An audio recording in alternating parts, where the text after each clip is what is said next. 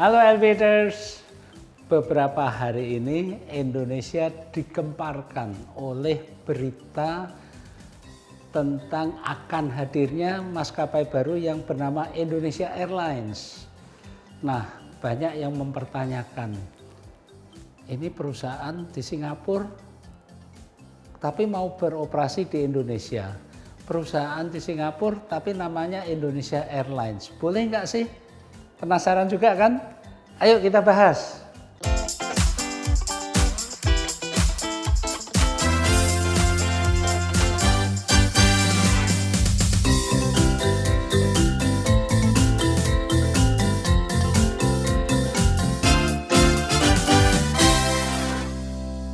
Elevators, perusahaan yang kita bahas ini adalah sebuah perusahaan Singapura namanya Kalip Holding Private Limited.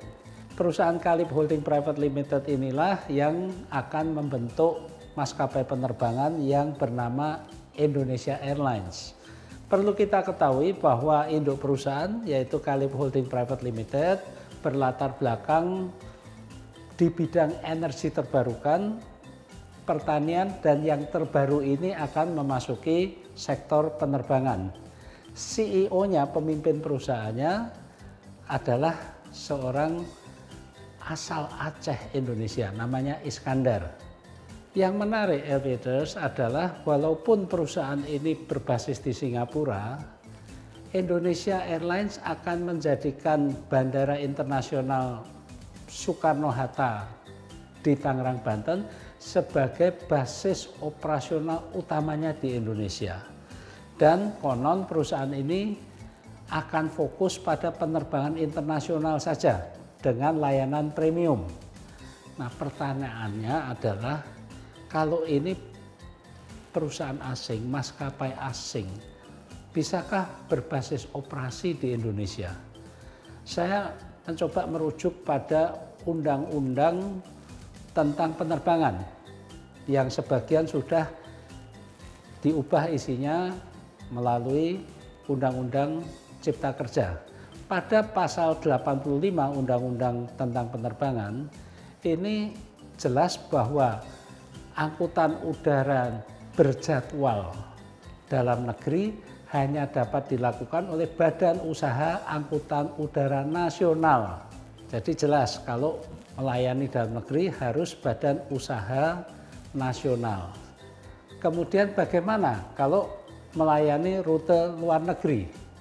Pada pasal 86 dijelaskan bahwa kegiatan angkutan udara niaga berjadwal luar negeri dapat dilakukan oleh Badan Usaha Angkutan Udara Niaga Berjadwal Nasional atau juga perusahaan angkutan udara niaga berjadwal asing untuk mengangkut penumpang dan kargo berdasarkan perjanjian bilateral atau multilateral. Jadi kalau yang nasional bisa langsung, yang asing tergantung dari perjanjian antar negara.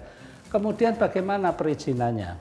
Pada pasal 108 jelas bahwa kegiatan angkutan udara niaga yang diatur dalam pasal sebelumnya itu dilakukan oleh badan usaha di bidang angkutan udara niaga nasional, di mana seluruh atau sebagian besar modalnya harus dimiliki oleh badan hukum Indonesia atau warga negara Indonesia.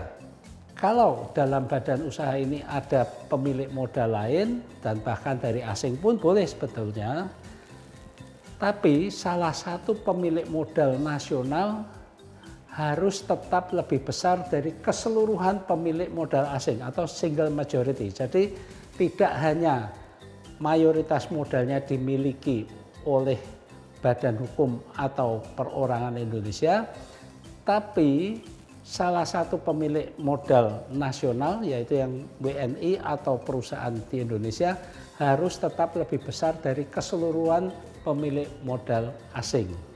Elevators, tentang perusahaan asing di Indonesia dalam sektor penerbangan ini sebetulnya bukan sesuatu yang baru. AirAsia ini adalah perusahaan berbasis di Malaysia. Tapi kenapa boleh terbang di Indonesia dan bahkan melayani rute Indonesia? Jangan salah. AirAsia di Malaysia itu membuka anak perusahaan di Indonesia dengan menggandeng pemilik saham Indonesia sesuai dengan peraturan yang diberlakukan di Indonesia, yaitu sahamnya mayoritas harus Indonesia dan single majority Indonesia. Sehingga namanya yang di Indonesia adalah Indonesia AirAsia yang diizinkan untuk melayani rute domestik maupun penerbangan ke luar negeri. Jadi bukan AirAsia Malaysia yang mengangkut penumpang dari Indonesia langsung ke negara-negara lain. Nah, Aviators, satu hal yang menarik adalah walaupun sudah gempar di medsos, juga banyak media mainstream yang mengangkat berita ini, sehingga Kementerian Perhubungan harus angkat bicara. Pada hari Senin tanggal 10 Maret kemarin, Kementerian Perhubungan mengeluarkan pernyataan resmi bahwa mereka belum menerima pengajuan perizinan atau permohonan terkait pendirian dan operasional perusahaan angkutan udara niaga berjadwal tersebut. Jadi belum ada pengajuan permohonan untuk perizinan dan sebagainya. Itu jelas ya. Kemudian berikutnya, bahwa perusahaan ini nanti akan fokus pada penerbangan internasional saja, tidak melayani rute domestik. Pertanyaannya adalah, kalau ini adalah perusahaan Singapura, boleh tidak mengangkut penumpang mungkin dari Bandara Soekarno-Hatta langsung ke negara ketiga, tidak melalui Singapura? Misalnya dari Bandara Soekarno-Hatta langsung ke Jepang atau mungkin ke Uni Emirat Arab tanpa transit dan transfer di Singapura. Secara teori memungkinkan jika menggunakan kebebasan udara ke-7, Seventh Freedom of the Air, yaitu hak untuk mengangkut penumpang atau kargo antara dua negara asing. Dalam hal ini misalnya perusahaan Singapura mengangkut penumpang dari Indonesia langsung ke Hong Kong misalnya, tanpa harus kembali ke negara asalnya, yaitu Singapura.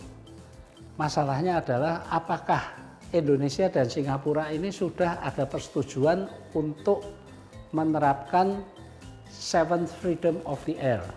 Total ada 9, dan mengenai Freedom of the Air akan saya bahas secara khusus dalam episode tersendiri. Kembali lagi, pelaksanaan dari Freedom of the Air ini tergantung pada perjanjian bilateral dan multilateral antara Indonesia, Singapura, dan negara ketiga yang terkait. Prosesnya panjang dan berliku karena menyangkut kepentingan ekonomi serta politik negara-negara terkait. Lepas dari urusan terbang dan perizinannya, ini juga menjadi perbincangan. Perusahaan Singapura tapi menggunakan Indonesia sebagai merek bisnis, Indonesia Airlines, padahal ini perusahaan milik Singapura. Setelah saya pelajari, sejauh ini tidak ada peraturan yang melarang hal itu. Saya merujuk pada Undang-Undang Nomor 20 Tahun 2016 tentang merek dan indikasi geografis. Tidak ada larangan itu. Jadi memang aneh, tapi tidak melanggar peraturan. Jadi ya santai saja. Di sisi lain, kita juga introspeksi dong.